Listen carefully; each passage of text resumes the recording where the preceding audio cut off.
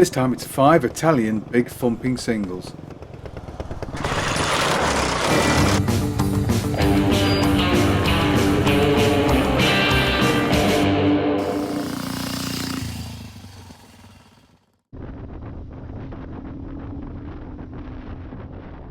Now, while we tend to associate big singles with the British industry, especially from the 1930s and into the 1950s, the fact is that in Europe also big singles were very popular. Many German companies and of course many Italian companies produced their own versions of the Big Thumper. So here are 5 classic Italian Big Thumpers.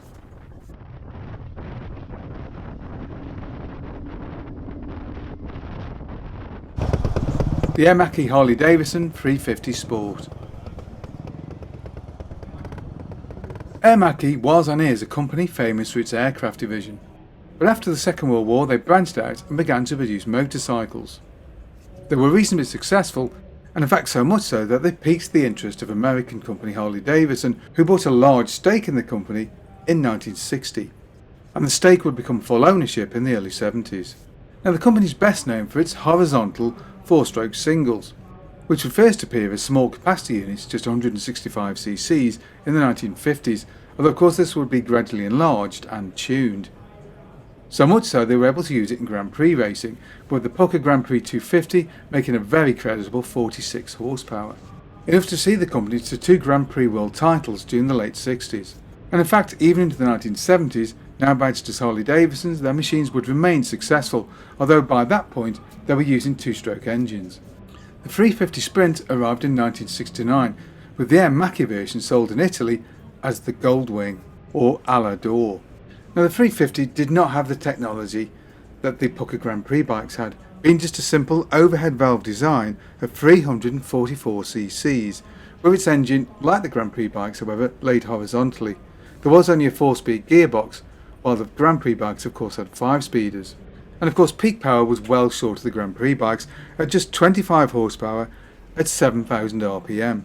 But this was still enough to push the 323-pound bike along at 92.49 miles an hour as tested in 1969. Now while that doesn't sound especially quick, it's interesting to note that this was during an American road test. The same road test tested a Honda CB350 Twin, which was actually slightly slower although better accelerating, and a Yamaha R3 2-stroke twin, which again was actually slightly slower at the top end, but again accelerated a bit better for the quarter mile. Although of course both these bikes did have the advantage of a 5-speed gearbox. Of course I'm quoted as tested by Motorcycle Magazine here in 1970, and not what your speedo tells you. The 350 may have been unsophisticated, but it handled beautifully, and I think performed fairly adequately given the time, and gave excellent fuel economy. But unfortunately didn't enjoy the sales of the Japanese bikes, and so was phased out in 1974. The Moto Guzzi Falcone. In the years before the advent of the Big V twins, the Falcone, with its horizontal single 500cc engine, topped Moto Guzzi's road-going range. And what a distinctive engine it is, with its overhead cam, massive 500cc horizontally mounted single cylinder, and that massive exterior flywheel. The engine has a bore and stroke of 88 by 82 and has 2 valves which are operated by a single overhead cam which has bevel drive from the bottom end. Compression ratio for the first model was a lowly 6.5 to 1. This isn't that surprising at the time given that the pool petrol that was in use was fairly low quality. Nevertheless the first model produced around 23 horsepower at 4,500 RPM, but it was very tunable, because although the engine was based on the earlier Astor model, it was actually more easily modified and could be fitted with Grand Prix parts from machines such as the Dondolino, and so suitably tuned the bike was able to hold its own in clubman races, then becoming increasingly popular. At the front the bike used upside down telescopic forks, with swinging arm rear suspension at the back which used horizontally mounted springs with friction dampers, which along that horizontal engine conspired to give the machine a very unique appearance. Now it's often forgotten that in fact Moto Guzzi's main business at this time was producing small capacity motorcycles. As a consequence, the number of Falcones built was very small, with just 300 being completed in 1950 compared to 22,000 of their small lightweight Cardellino models. And in fact in its single biggest year of production, only 700 Falcones would actually leave the factory. In 1953, a Turismo model would be added to the range, with power reduced to just around 19 horsepower, with the earlier model now being christened the Sport. The Sport model having a top speed of around 84 miles an hour when tested. The lazy, easy to handle single proved very popular with the Italian police, with the 1957 Italian police model boasting an electric start and 12-volt electrics. Falcone production would continue into the 1960s. However, in 1969 the model was replaced by the Nuovo Falcone. This used essentially the same engine, although given a mild retune, was now producing 26.2 horsepower at 4,800 RPM. The engine itself seemed little changed, but of course had electric start and a 12-volt electrical system, the gearbox remaining at just 4 speeds. But this was placed into a brand new chassis which is thoroughly modern. Unfortunately, this meant the bike was considerably heavier than the old model, and so was actually slower despite having slightly more power, with a top speed of just 81 miles an hour. The bike would however remain popular with the Italian police and the armed forces of course, which in truth accounted for the majority of Falcone sales, although some civilian models were sold. And in fact there were more Nuovo Falcones produced than there were actual original Falcones. Nevertheless, Moto Guzzi found that the sales were disappointing, and by 1976 had slowed to a crawl, thus leaving Moto Guzzi with little choice but to phase the bike out of production. Although on the bright side, its replacement, the Moto Guzzi V50, was quite a different machine. The Jatti Desmos. Ducati's bevel drive single-cylinder engine began life as a 250 back in 1960 with the introduction of the Mach 1, then the fastest production 250 bike available, with a top speed of 100 miles an hour, if you believe the speedo. The 250 engine made a claimed 27.6 horsepower, making that 100 mile an hour top speed a little bit hard to believe if I'm honest, but by the mid-60s the machine was joined by a new 350 model. In standard Turismo trim, the 350 made 20 horsepower at 6,250 RPM for a top speed of around 78 miles an hour. Ducati would follow this machine with the 3D. The 3D was fitted with Desmodronic valves to produce a claimed 34 horsepower. Ducati would also claim that top speed was 103 miles an hour, although period tests suggest that it is actually more likely to be in the mid-90s. Either way, this was a fine machine with excellent brakes, a great chassis, a very pretty look with its fiberglass tank also. Early models were excellent Grumecki brakes, although later machines would replace these with disc brakes of course.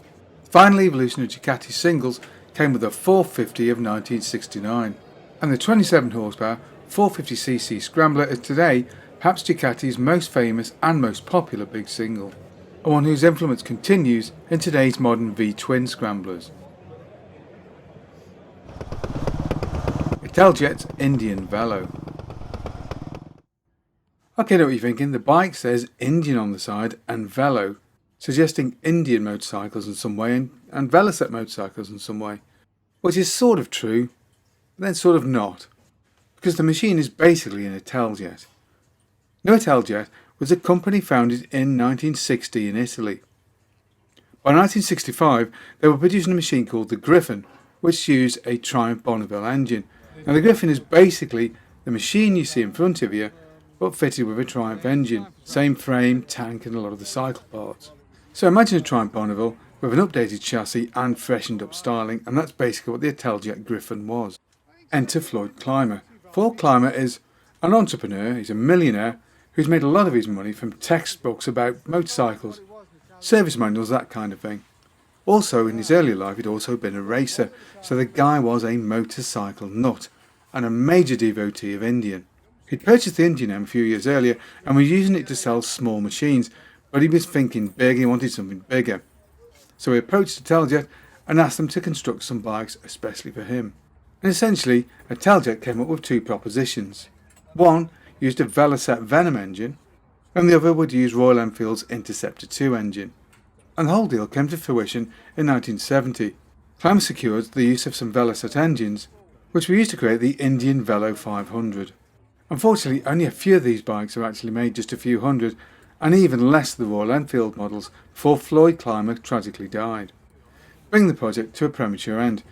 And unfortunately this meant that a lifeline which could have gone out to Velocette and Royal Enfield was taken away, and in fact both companies would fold within a few months. Velocette going to the wall in 1971. The Indy Velo is essentially available in two separate states of tune. One used the basic Veloset Venom engine, about 34 horsepower, and the other used the Thruxton engine with over 40 horsepower, which is the machine that you can see here. It has a capacity of 499 cc's and a bore of stroke of 86 by 86. It's of course overhead valve, air cooled, with 2 valves per cylinder.